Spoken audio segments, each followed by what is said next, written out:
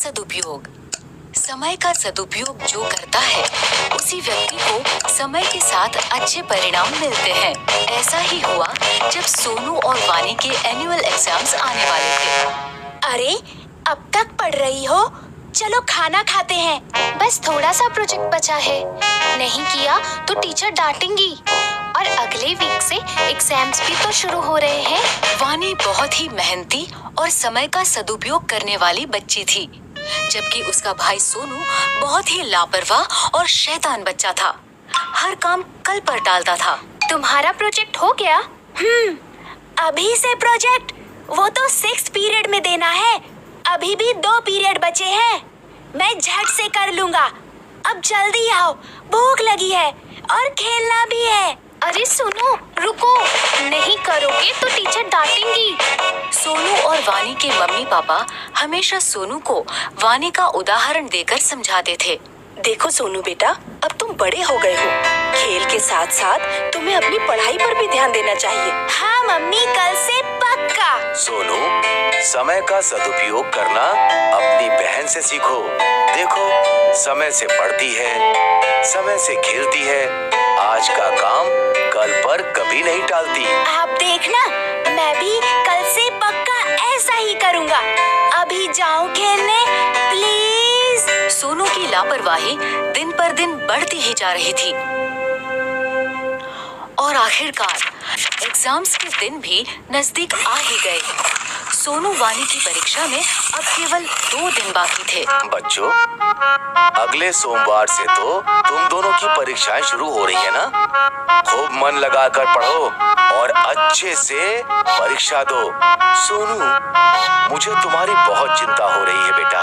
तुम हमेशा आज का काम कल पर टाल देते हो। पढ़ाई कल पर नहीं टालना।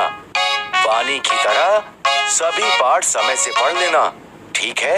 अरे पापा, परीक्षा में अभी पूरे 2 दिन बाकी है। मैं झट से पढ़ लूँगा सब कुछ। अभी तो मैं खेलने जा रहा हूँ। जब तक खेलूँगा नहीं, तब तक पढ़ाई भी समझ नहीं आएगी।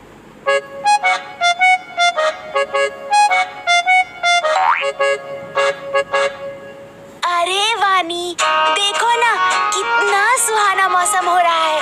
आओ ना, थोड़ी देर खेल लेते हैं। पढ़ाई तो बाद में भी कर सकते हैं, झट से सब हो जाएगा। हाँ, मौसम तो सुहाना है, लेकिन मुझे मेरा पाठ पूरा करना है। कल परीक्षा है। इस मौसम में तो खेलने का मजा ही कुछ और है। तुम पढ़ती रहो, मैं तो चला खेलने। कुछ देर बाद वानी ने देखा कि सुहाना मौसम धीरे धीरे आंधी तूफान का रूप ले रहा है और काले बादल उमड़ रहे हैं, मानो बारिश कभी भी हो सकती है। बारिश का मौसम देख वानी को चिंता होने लगी कि अगर बारिश आ गई तो उसका पाठ कैसे पूरा होगा, क्योंकि बारिशों में अक्सर घर की बिजली कट जाती है। उसने सोनू को आवाज दी। सोनू, सोनू सुनो, मौसम देख के लगता है बारिश होने वाली है। शायद रात को बिजली भी कट जाए। खेलना छोड़ो और आकर अपना पाठ पूरा कर लो, वरना कल परीक्षा में क्या लिखोगे? चिंता मत करो वानी, अभी तो दोपहर ही हो रही है। रात को बैठकर मैं फटाफट सब खत्म कर लूँगा। बिजली नहीं जाएगी, बल्कि बारिश के बाद पढ़ने में और मजा आएगा।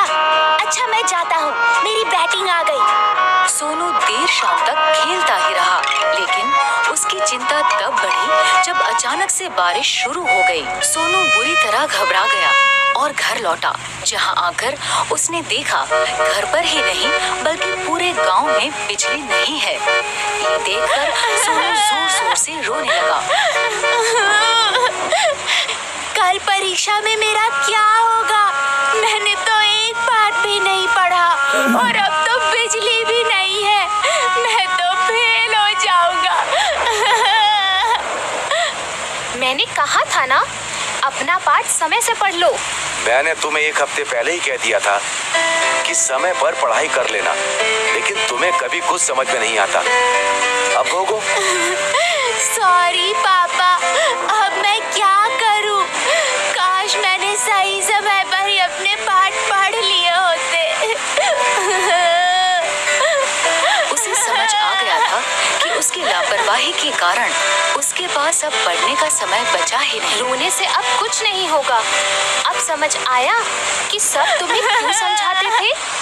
अब रोना बंद करो और चलो मेरे साथ। मैंने अपनी पढ़ाई समय पर ही पूरी कर ली थी।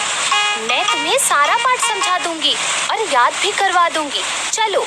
अगले दिन दोनों बच्चे खुशी खुशी परीक्षा देने गए। जो समय का करे सम्मान, भविष्य में वो कहलाए महान।